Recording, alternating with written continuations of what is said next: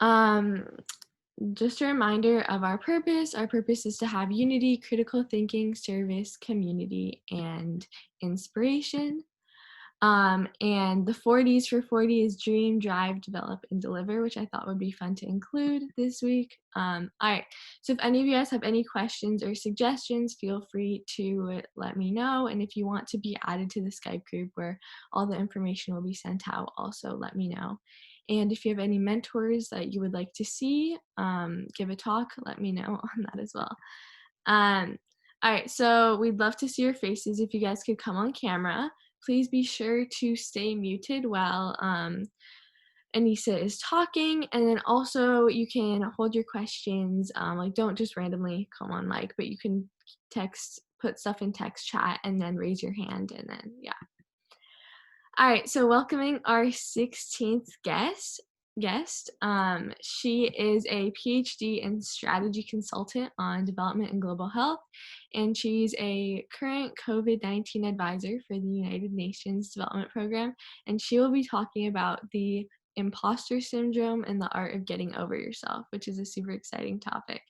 So without further ado, I think more people should be rolling in, but we can just go ahead and get started. Great, thanks for the introduction, Jada. I've got a couple of slides, not anything major, just wanted to reinforce some things that I plan to talk about. So hopefully everybody can see that, just 3 lines. I am worried that I might take for granted that everybody understands the term imposter syndrome, understands what it means. Can people throw up their hands if they don't know what we're talking about? I'll give you guys like 10 seconds if this is something that needs some elaboration. I don't want to take for granted that everybody knows what this is. I don't know if I can actually see the chat window with what I'm looking at. Here we go. Okay, looks like people are cool. Okay, so we all know what we're talking about. So I wanted to give an overview of like oh, we do have a chat. What does the chat say? I think we got it. Thanks, Jay. So the 3 main messages that I wanted to cover today are basically, this is trying to make an argument for why imposter syndrome is something that is sort of pointless.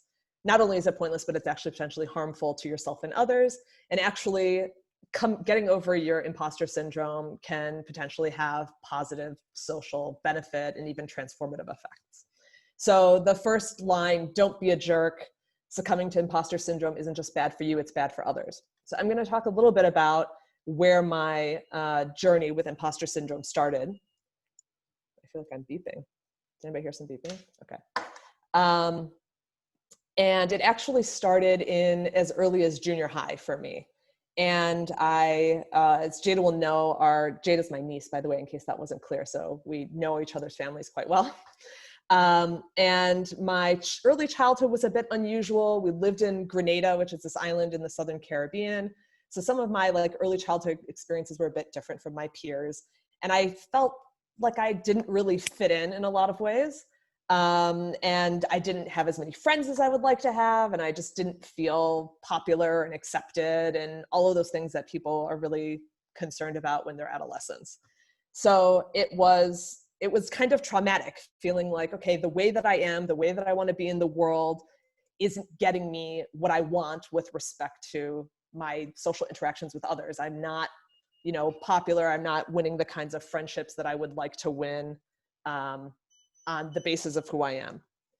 And so what that actually did, so that started in 7th and 8th grade. And by the time I got to high school, my high school was 6 or 7 times the size of my junior high.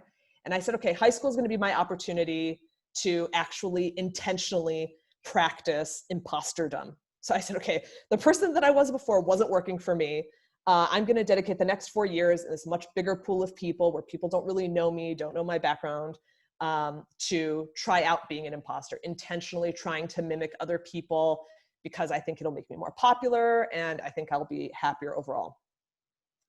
And to some extent, it actually worked. So I actually felt like, okay, maybe just embracing being an imposter is going to get me what I want. Instead of being intimidated by it, maybe I should just roll with it. And by the end of my senior year, there were a couple of episodes where I realized I had become somebody that I would not want to be friends with. I became a snob. I became judgmental. That actively trying to mimic the people I aspired to be like made me somebody that I wasn't really proud of. And it actually took me a year of like social detox.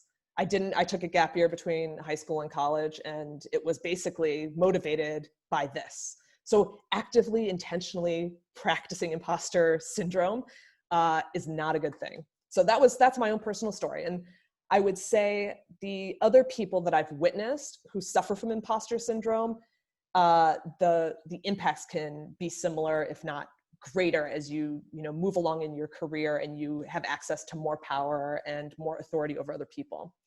So one of the things that I learned was, if some people hear me, I'll speak familiar with the concept of insecure overachievers. So I tend to think that people who are imposters are also insecure overachievers because they're not comfortable with who they are in the spaces that they're moving in, and they're constantly trying to overcome their situation or prove something to people. And what I found is that when you're trapped by imposter syndrome or being an insecure overachiever, you feel threatened by the people around you.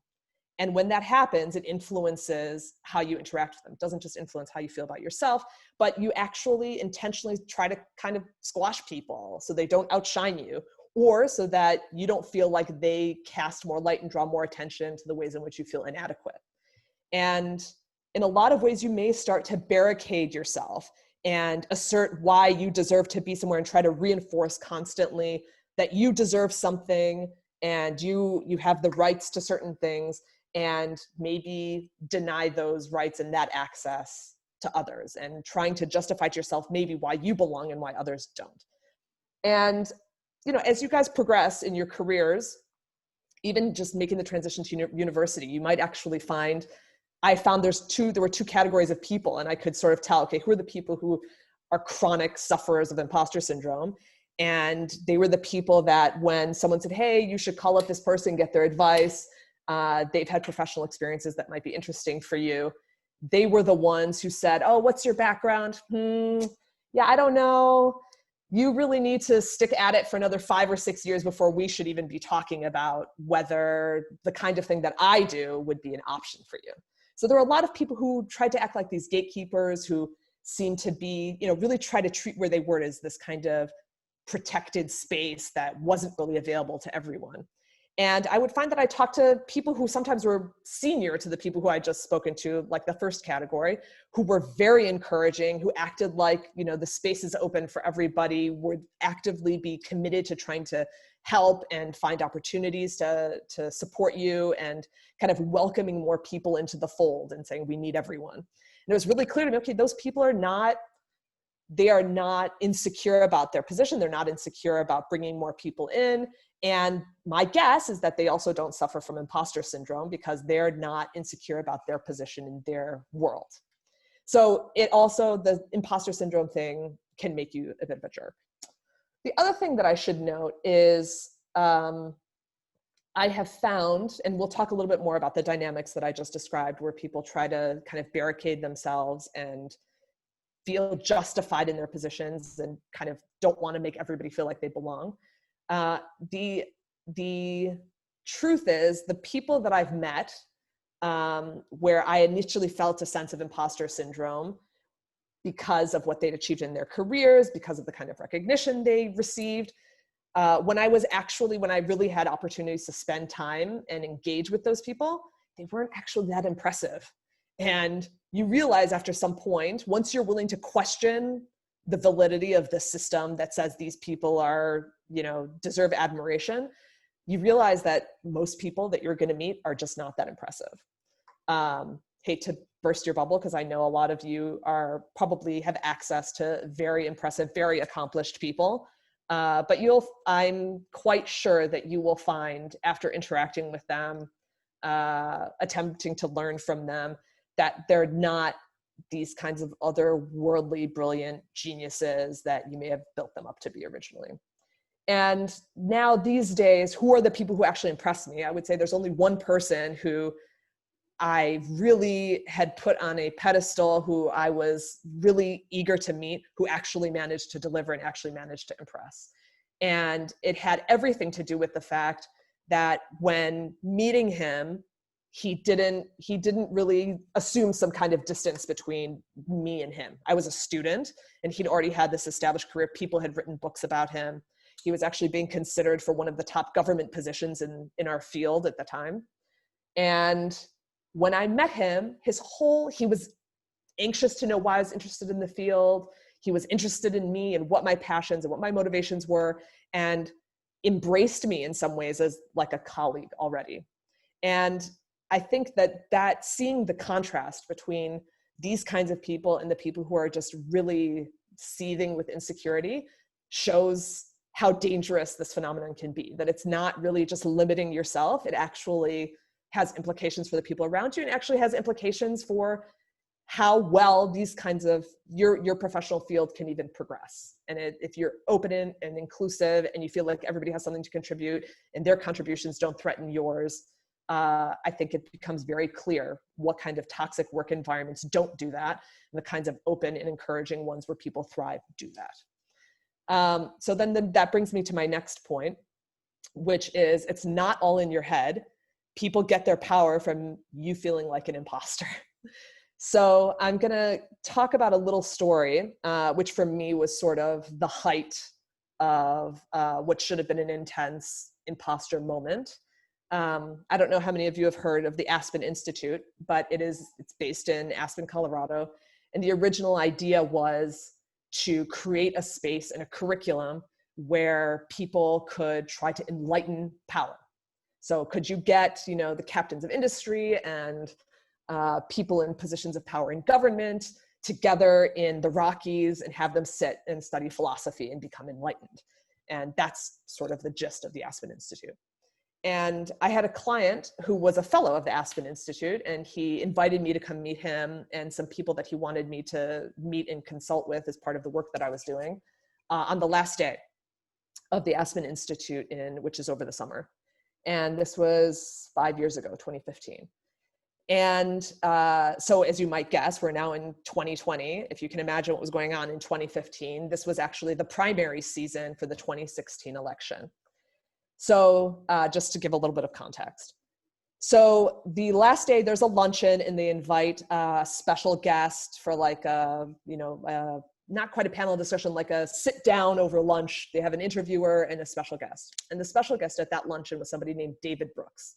If you've not heard of him, you can Google him after this conversation, but he's a very well-known kind of public intellectual, commentator. He's got a regular column in the New York Times. He features regularly on PBS, and he was the guest for the luncheon.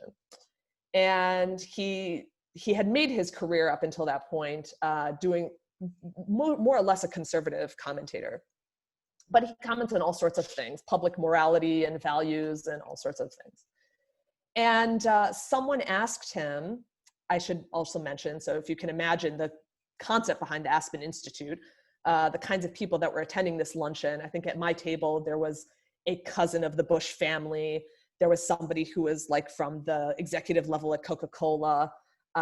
In the room, there were other well-known journalists, people connected to government or in government, people in media. And so that's the kind of room that I'm in. And these are people who should theoretically be shaping the world and are the thought leaders that dictate everything that we do in the systems that we live in. And one of the people in the audience asked David Brooks, so David, you like to dabble in politics. What are your predictions for the 2016 election? And his very sarcastic retort was Trump versus Sanders. And everybody just was in fits of laughter. So I think it's clear in retrospect saying, okay, these are the people who sit in positions of power, who are, backed by institutions. And when someone in that environment makes what is such a ludicrous offhanded comment, like it's going to be Trump versus Sanders, and people think it's so absurd, just tells you exactly how out of touch that room of people with the kind of influence and power that they would have across so many different fields, how out of touch they must have been to think that what he said was absurd and ludicrous.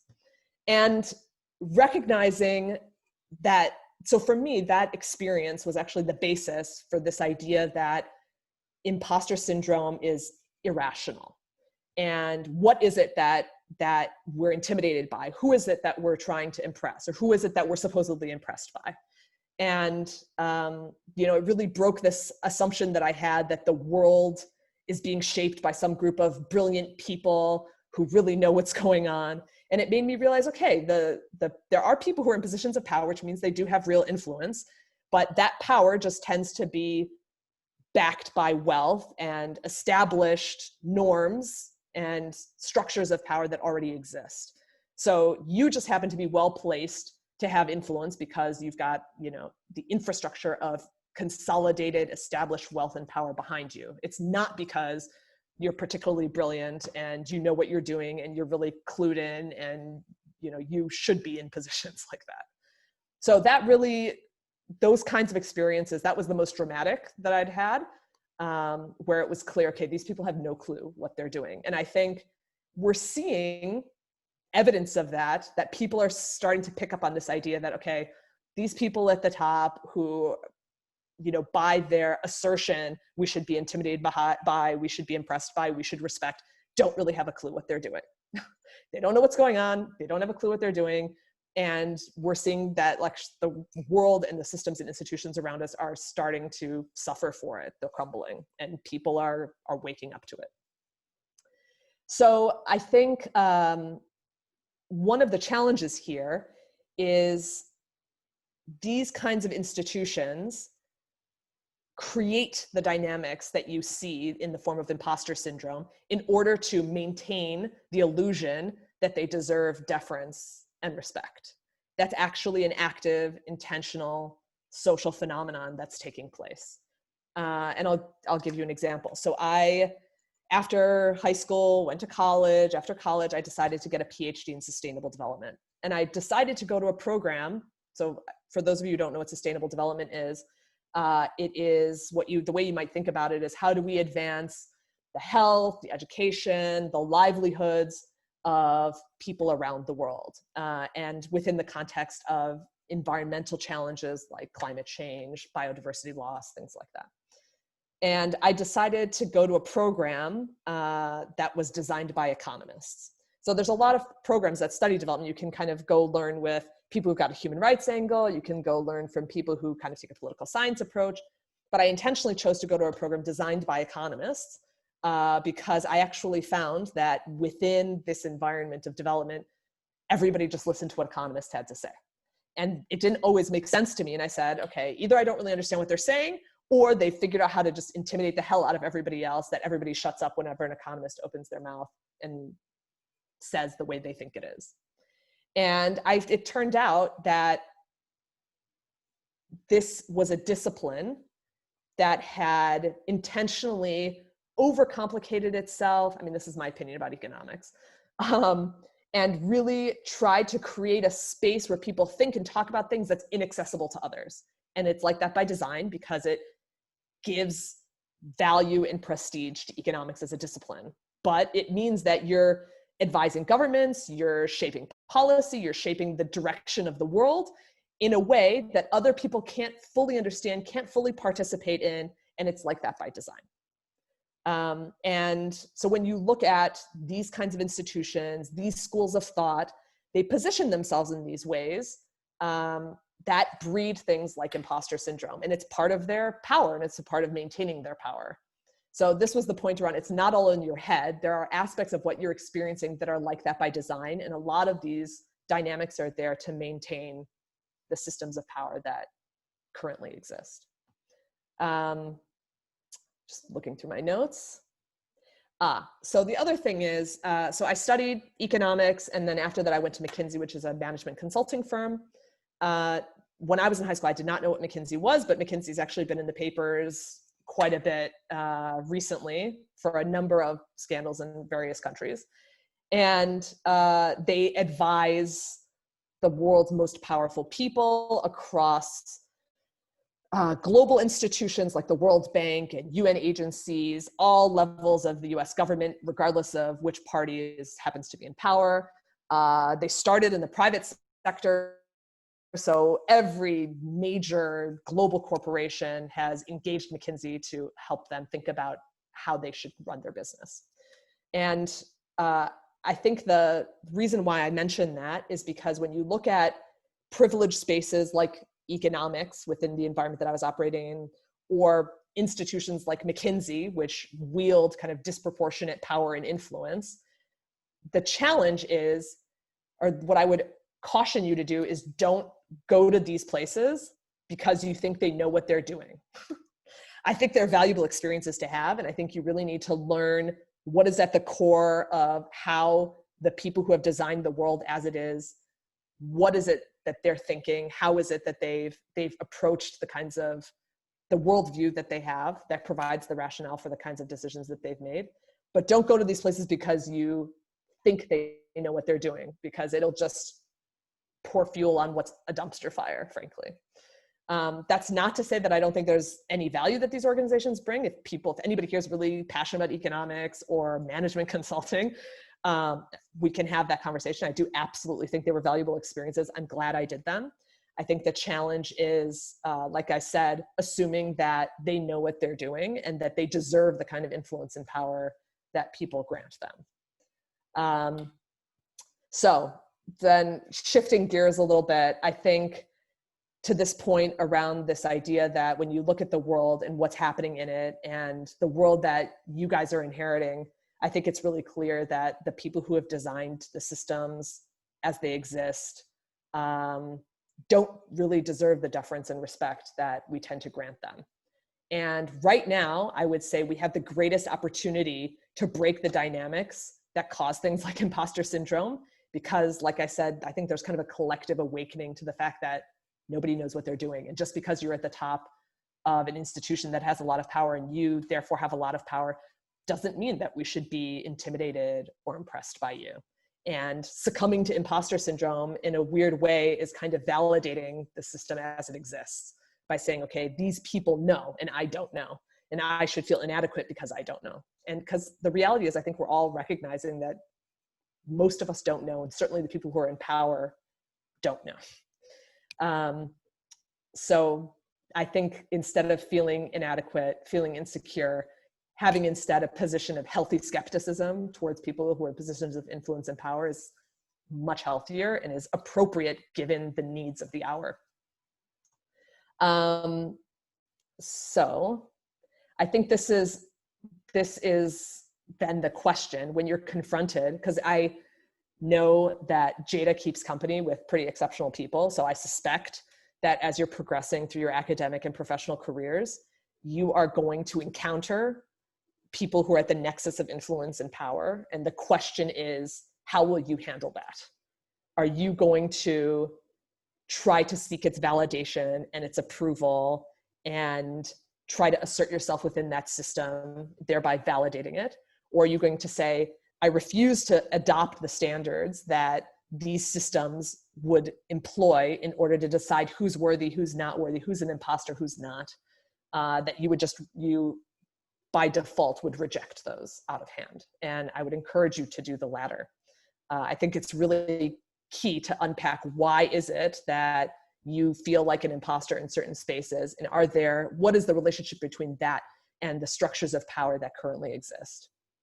And if I'm right, if there is something about the current system as it exists that's causing you to feel like an imposter, what is the appropriate reaction to that sensation?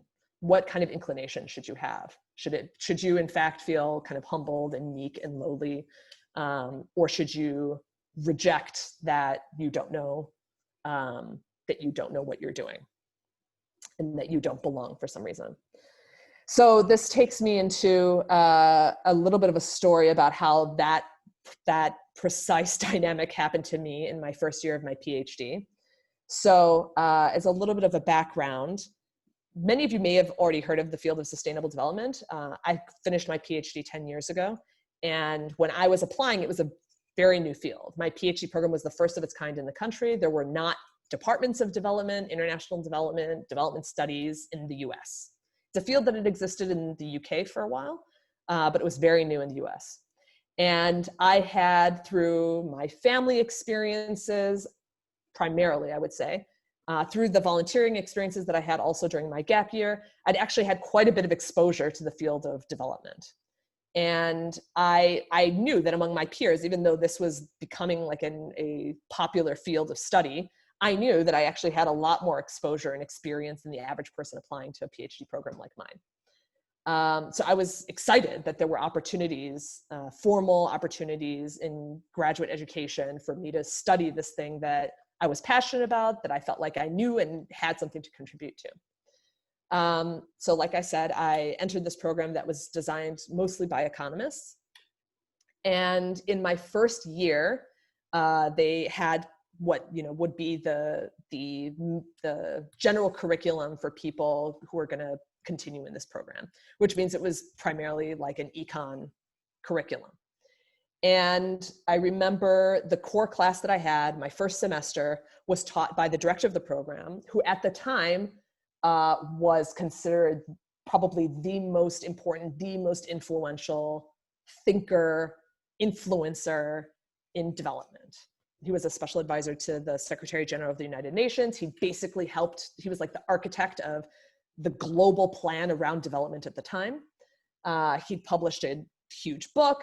He was like super hot in this respect. Country governments were flying him all over, paying him tons of money to tell them what to do. And he gave his kind of intro course to development, and I was completely lost. I said, okay, he's talking about, economic growth theory and how, this economist thought this was what was important and how we should think about it. Then this economist said this instead. And the way he was framing questions of health and education and even just the trajectory that countries go on in their path to development was just completely foreign to me. And I started to panic. I said, okay, I did this because I actually thought I knew something about this field. I'm committing to a long ass program. A PhD is a real commitment. And how is it possible that like an overview class on this topic does not make sense? I have nothing to contribute. I don't even have questions to ask. This is like just completely, this is like we're talking about a completely different field than what I thought I knew about. And at the time I said, okay, well, this person is not just at the epicenter of this field, but is shaping what it's going to become. And if that's the case, maybe this isn't right for me. Like if I don't have anything to contribute, if I don't have any insights to offer, if I barely understand what he's talking about,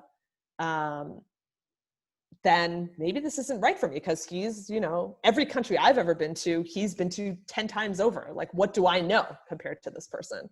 And, maybe I should really think, okay, if I drop out after my first year, at least I won't have wasted that much time. So I had decided to stick around through that second semester. And that summer was when we were supposed to go do field research for the first component of our PhD, which was a master's. And I decided to do my field research in Mozambique. And it turned out that the director of my program was launching one of his development projects in Mozambique over the summer while I would be there. And so I had a chance to shadow him while he was in the country.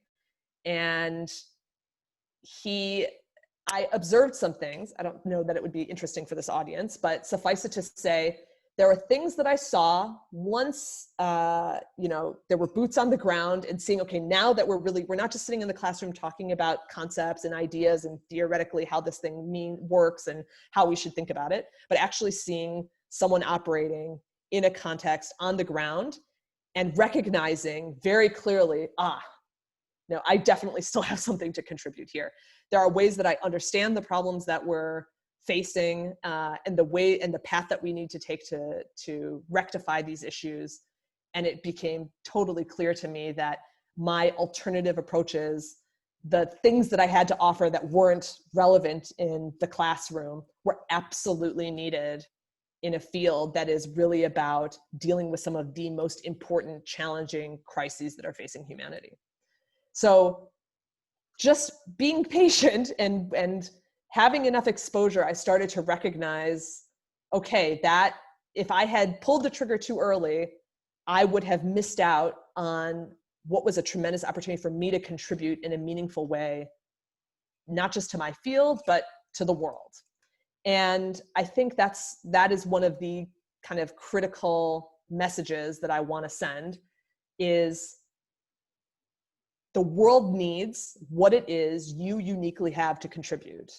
And no matter what position of power someone has risen to, no matter how many people they've had under them, no matter how many decision-making roles they've been in and how many people they've met who are also in positions of power, there are ways in which you can see and understand the world that they cannot. And if there is a space that you're interested in, that you're committed to, even if the people at the top don't see that space the same way, you should not feel discouraged that you don't have something to contribute. And because it goes back to this point that the people who are in those positions today don't know what they're doing. And if you see that same space differently, that may be what's critical to really changing the system and transforming it the way that we desperately need. And succumbing to imposter syndrome isn't just robbing you of tremendous potential and fulfillment. It's robbing the world of a unique contribution that you can make that might be the source of transformation that we're all waiting for.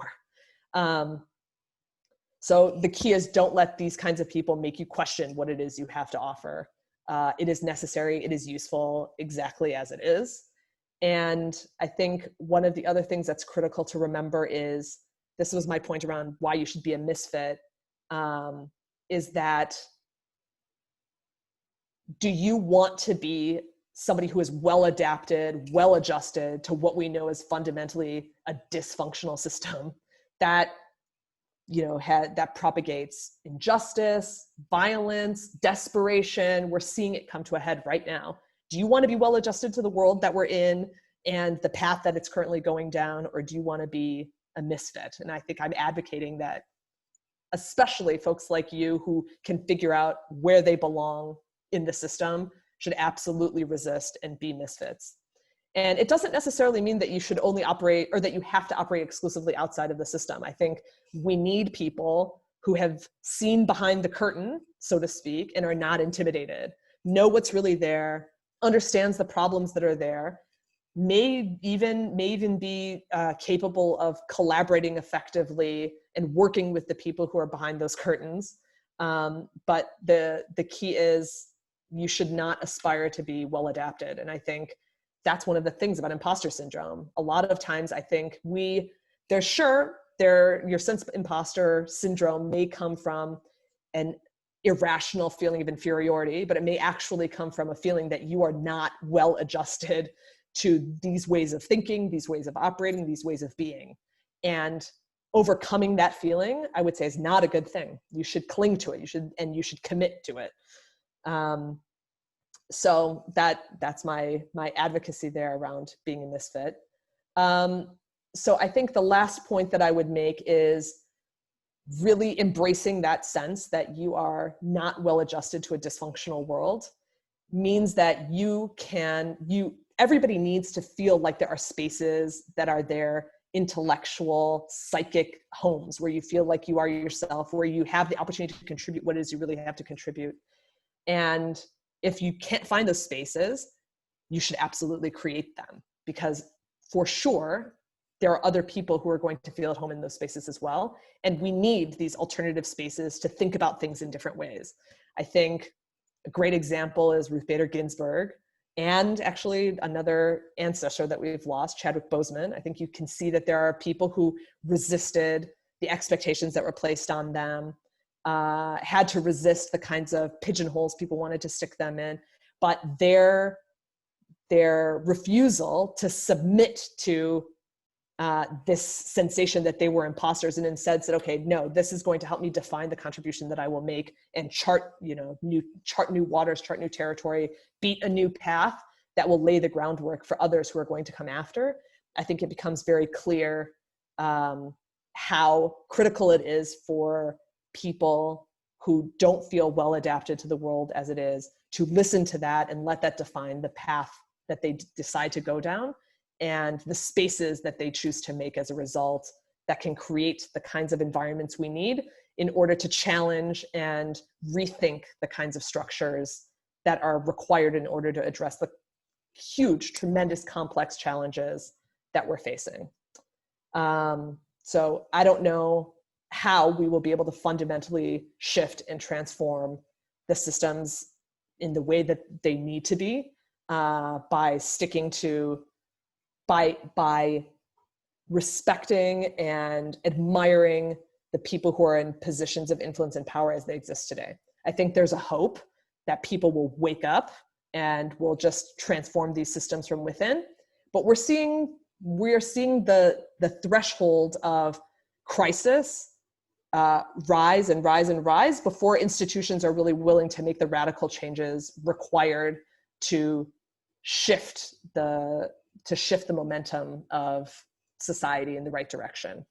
So I think we'd always assumed, okay, no, these people in positions of power will wake up. But I feel like we're not seeing that. And I think one of the critical alternatives to that hope that's not materializing is for people not to feel like their job is to assimilate into those spaces, into those dynamics, into those institutions, and really become comfortable creating these new spaces that need to exist, that can include and can encourage the new kinds of thinking and ways of being that we require in order to have a viable alternative. I've got a million notes, but I think I'm just going to call it there for a moment and let people ask questions. There is one other slide I wanted to show, just in case. People tend to be more, linear logical thinkers. I saw this, a friend of mine posted this on Facebook, and I thought it was really brilliant. So if you didn't hear any of that and that argument against imposter syndrome didn't resonate with you, at the very least, I think we've got kind of a logical argument. There's a funny kind of hubris in imposter syndrome. It requires you to believe you're worthless and dumb and somehow also a master of deception who has totally fooled all the much smarter and more qualified people around you. So if the argument that I made didn't appeal to you, hopefully that will. Yeah, so I actually have a question. When you're put in the environment of, like, for example, you're talking about like economists, how do you overcome that feeling of being an imposter and that feeling of like, yeah, how do you overcome that complacency that they expect you to have? Because I've noticed, like, sometimes when, like, you're in an environment and everyone does think they're that step ahead of you and someone else acts like they're not, that could also trigger some, like, who do you think you are type things. So how have you sort of overcome that, if that made sense? So I think what you're asking is if you resist kind of conformity, what happens, or how do you resist conformity? Is that, yeah. So it's really tough because I think in order to have the confidence to continue to resist, you have to have a really solid handle on what the alternative is and what is wrong with the approach that people are taking. And it's not easy to do that while you're going through it. I mean, I couldn't really piece it all together. I just knew that I would pull out little bits and pieces that I had a lot of self-doubt, but there were certain things that when I saw them or I heard them, I said, okay, I know that that's bogus. So I'll give you an example. I was in a class on environmental and resource economics, which is all about how do we quantify the value of the environment? How do we think about decisions, kind of resource decisions that affect the environment? And the professor was talking about how it was about polluting industries. And there's a lot of research that's looked at polluting industries and whether they intentionally locate in poor neighborhoods and this kind of environmental injustice question. In his argument, based on some papers that had been recently published, he said, oh, look, we've done the research and it turns out polluting industries do not intentionally go and locate and pollute poor neighborhoods. Poor people are choosing to go and live near polluting industries.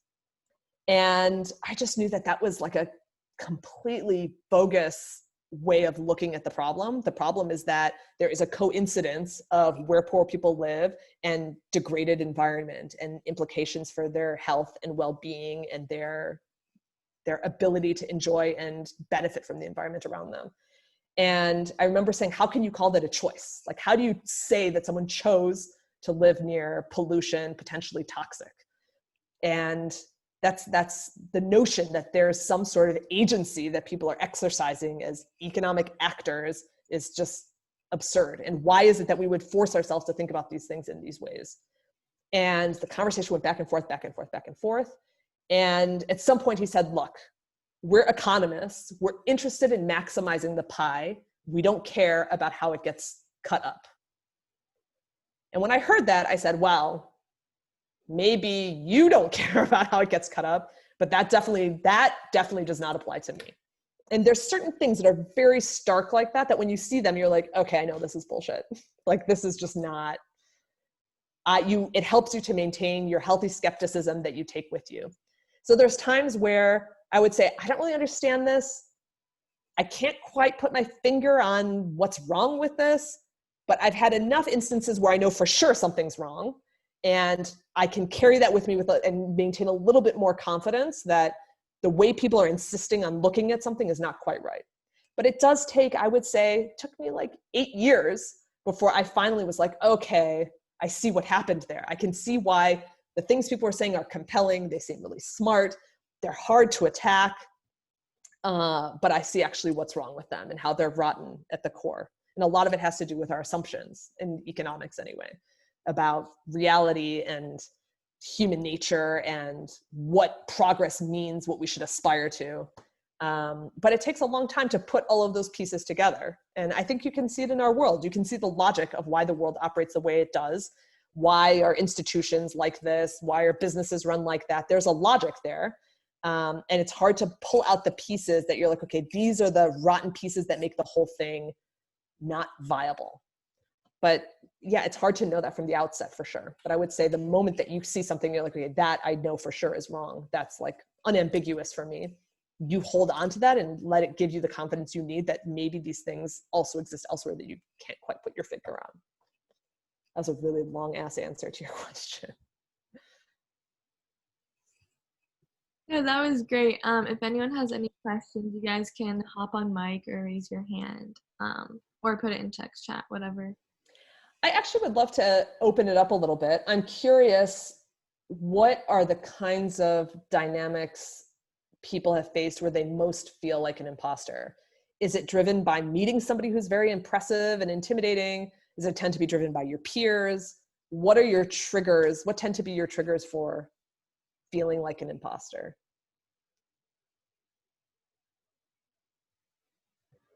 Sarah? Well, I can go.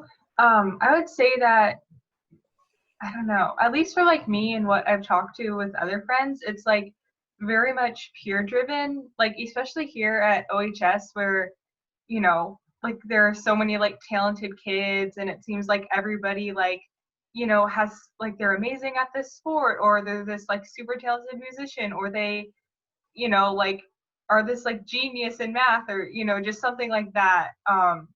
And so it can feel like you're kind of behind everyone else, like, or that everyone else has like something that like they're amazing at. And then it's like, oh, well, I just feel normal. Like, I don't, you know, like I don't feel like some super talented genius who's, you know, like bound for something. Well, I don't know. But yeah, I would just say it's like peer driven, probably, especially since we're like, you know, in high school and like that's, yeah, like peers are, I would say like more, I don't know, like peer approval is like important to us, I think. But yeah, like I haven't really experienced it in like other spaces, probably just because I've never really like been in a space where there's a bunch of like, I don't know, like high powered people or anything. But yeah. So that's interesting because one thing that I did not talk about is the fact that I wasn't sure that everybody that I came across was also experiencing imposter syndrome. And, but what I learned, the people that I'm like, okay, I don't know if that person's ever felt what I've felt. It usually it tended to be the people that knew very well how to navigate the system that they were in. It's not that they were inherently superior or more brilliant. It was often people who, it seemed to me, were raised and for whom society reinforced the message that they should expect to shape the world, be in positions of decision-making power and influence. And they were equipped to navigate the world in a way that reinforced that and gave them access and opportunities. And so they could continue to move through the world with confidence. And I mean, so an example of this is they say, I don't know if you guys have ever heard this statistic, but they've said that when men apply for jobs, they tend to look at, I don't know if you guys have ever seen a job description, but they usually there's like a little blurb at the top that says, here's an overview of what the job is. Here are the kinds of responsibilities you're going to have. And at the end, it usually says like qualifications. It'll say a degree that looks like this, a number of years of experience of that. You've had to manage a team of people like this. You've done functions, you have experience with these different kinds of functions. And they said that on average, men will apply to something if they meet 60% of that criteria, where it says like qualifications for the job. If they meet 60% of it, they'll apply. What percent do you think it takes for women to be willing to apply for a job? If it says, here's the type of job that it is, it describes what you're going to have to do, but the way they've listed, they've bulleted out, you need to have, these are the things that we think you need in order to do this job. What percent do you think women wait before they're willing to apply? Anybody? Go ahead. Oh, did you write? You wrote a comment, sorry. Maybe I'll stop sharing, then I can actually see what's going on. There we go. It's 100%. If women don't feel like they've met all 15 things on the list, they won't apply. So I think there are all of that to say, I think there are certain ways in which the world predisposes us to looking at people around us and assuming that they've got it figured out, they know what they're doing. And there are things that may happen to them that, because of our myth of like meritocracy, will reinforce the notion that, yep, they are more deserving because they may actually get more opportunities. But a lot of it has to do with, I'm not going to say it's entirely due to that. There are plenty of brilliant people out there who have achieved things deservedly. But I think a lot of times, especially when you're looking at your peers and you're taking the same classes, and you can, maybe they make comments in those classes that you're like, okay, that's not like beyond my capacity to say something like that. They're not that much more brilliant. Their brain doesn't work in a fundamentally different way than mine does. I tend to think that those people know how to make the right relationships that will help them to advance. They have access, they know how to access opportunities that will support them in their progress. And they approach the world in a way where they expect doors to open for them. And they're like, okay, this world is designed for me, and I'm just here to assert my rightful place in it.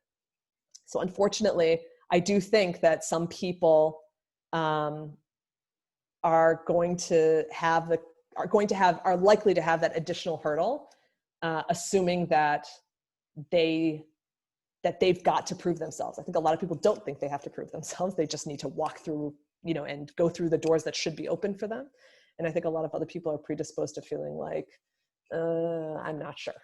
And I look at the people around me and I look at what they're able to do as evidence of why they belong here. Whereas those people may not even necessarily feel that. They probably felt like it was, given that they were entitled from birth to have access to these things. But I've actually found that people having opportunities is often mistaken for evidence of their capacity. So in my world, there is a Nobel Prize winning professor who decides that they're interested in co-authoring a paper with you. And a lot of times it's because they're like, oh, I relate to you. You remind me of myself. And there's often a cultural affinity.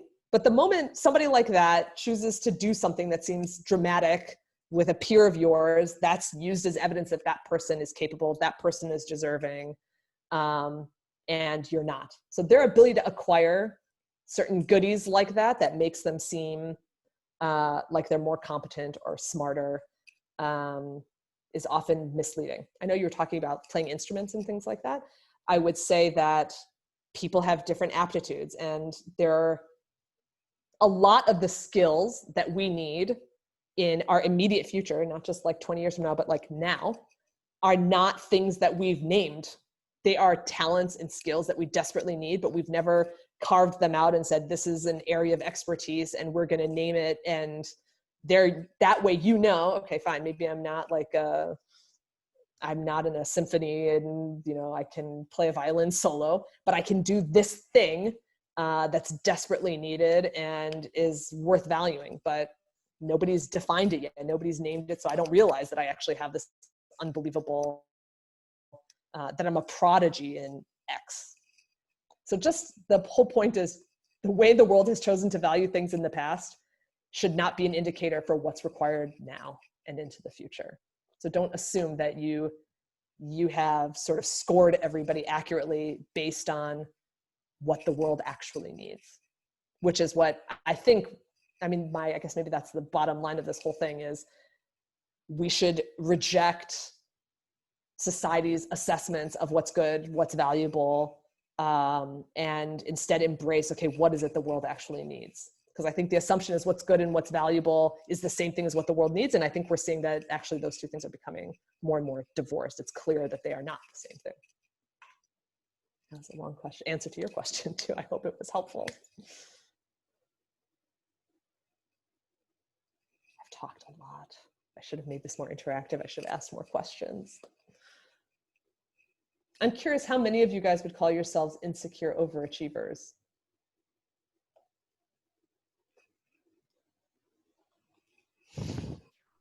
Yeah, I would say that probably describes me too. I feel like that probably describes like almost everyone at our school, because it seems like everybody's an overachiever, but also like pretty much everyone is also insecure, especially as high schoolers. So yeah.